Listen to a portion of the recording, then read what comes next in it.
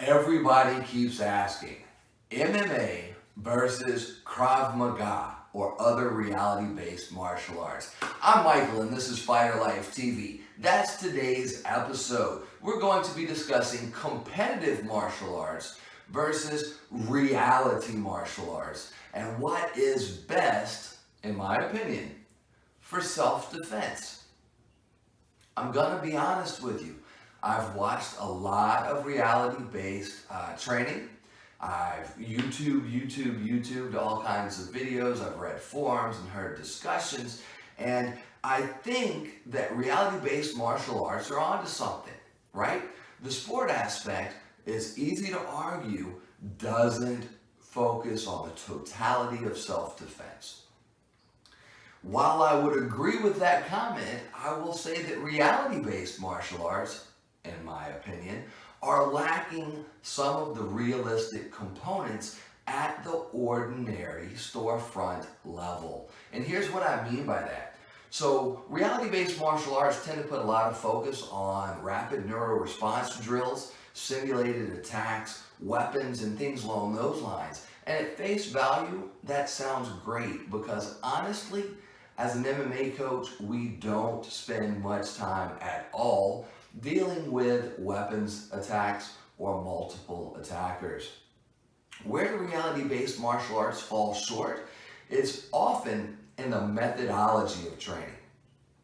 You can drill these neuro-response patterns over and over and over again, but if you are not feeling the stress and duress of competition, live resistance, not simulated, but actual resistance, then you're not training in the world of reality. Now let's talk about what reality is. There are multiple levels to self-defense. There is verbal, there is physical, and then there is weaponized, if you will. And I know I'm kind of breaking the force continuum down into larger chunks, but this is pretty much how it works, right?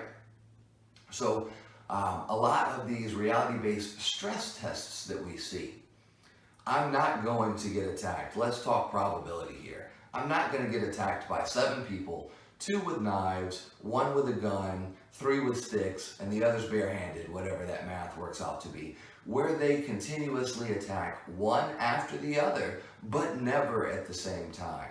If you find yourself with a high probability of fighting multiple armed attackers simultaneously, I'm going to encourage you to check your life choices.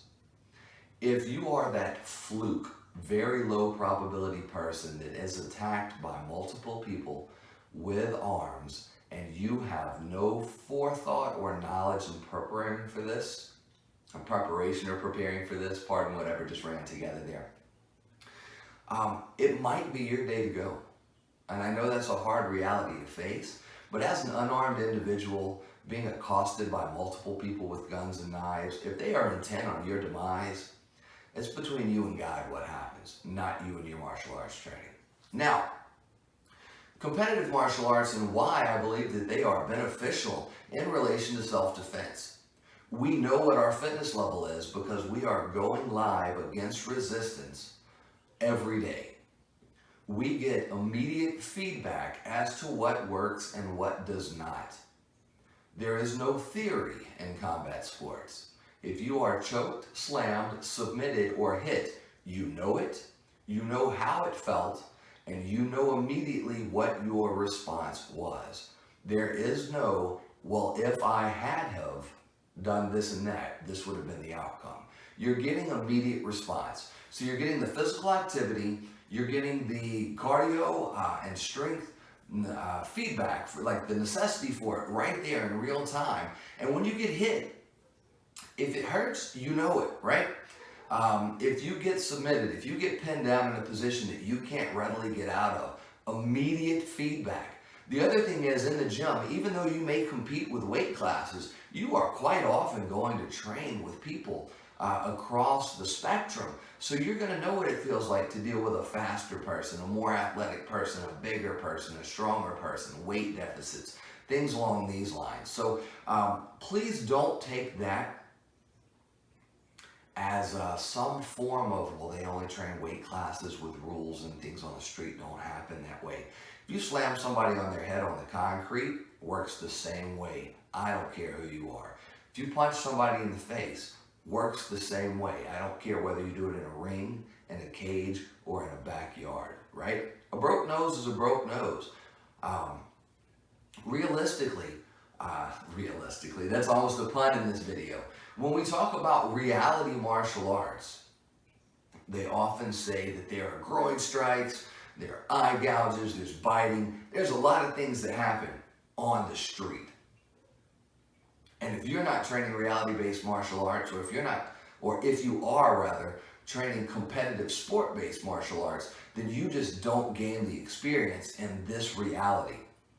How often do these people bite each other in class? How often do they intentionally kick each other in the groin without a significant amount of simulation or protection?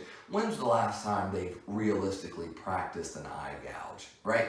So when you defer to the reality of the streets, the reality is those are the three components that are not readily trainable on a daily basis. Don't negate all the other things that you can do to spend a lot of theoretical time simulating those things that you can't really train. If I can kick you in the abdomen, I can kick you in the groin. If I can hold you and pin you in a position where I can punch you in the face, I can probably stick a thumb in your eye, right? What is reality? The fact is, I believe at least, competition is what drives us physically.